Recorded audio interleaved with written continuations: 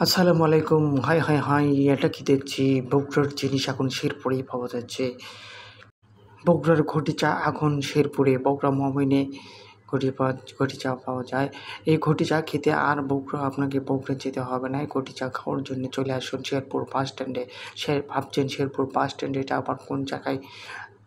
আপনার হাতের নাগালে এই ইয়েটা পাওয়া যায়। শেরপুর বাস স্ট্যান্ডে মেজবান হোটেলে চলে আসুন। আর দেরি না করি সবাই চলে আসুন মেজবান হোটেলে। ভাবছেন দাম কত জানি? দাম কোনো কিছু নয়। আমি ভাইটাকে জিজ্ঞাসা করলাম, দাম হচ্ছে ৳20 আর ৳30। দেখেন অনেক সুন্দর করে চা বানাচ্ছে।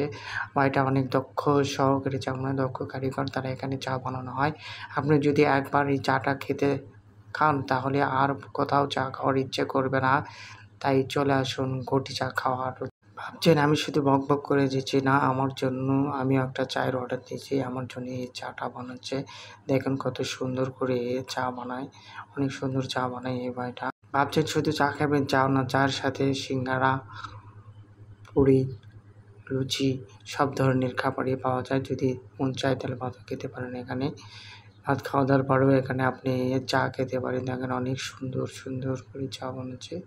আপনারা সবাই চলে আসুন ঘটি চা খেতে মেজবান হোটেলে। আর বগুড়াতে যেতে হবে না আপনাকে। বাইরে চা বানানো দেখে মনে হলো উনি আসলেই একটা দক্ষ কারিগর। অনেক সুন্দর করে চা বানায়। মেজবান হোটেলে দেখেন চলে আসবেন বাস স্ট্যান্ডে মেজবান হোটেলে চা খাওয়ার জন্য। আমার জন্য একটা চা রেডি করা হচ্ছে। চা বানানোর পরে অনেক কিছু দেওয়া হয় এই যাতে চায়ের একটা সুঘ্রাণ বের হয়। এটা খাওয়ার পরে আপনি বুঝতে পারবেন। চাটা নিয়ে আমি ভিতরে আসলাম। এসে বসে থেকে চা খাবো। অনেক সুন্দর। দেখেন চাটা কত সুন্দর বানিয়েছে। অনেক, অনেক সুন্দর চা। একবার খালি আপনি বুঝতে পারবেন চাটা অনেক সুন্দর।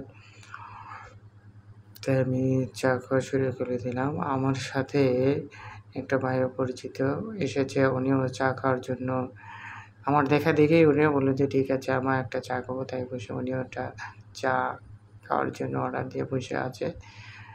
এখন দেখেন ও ভাইও চা খাচ্ছে। চা খেয়ে একটু হাসি মেরে দিল। হাসি দেখেই বোঝা যাচ্ছে চা কত সুন্দর। সবাইকে ভিডিওটা ভালো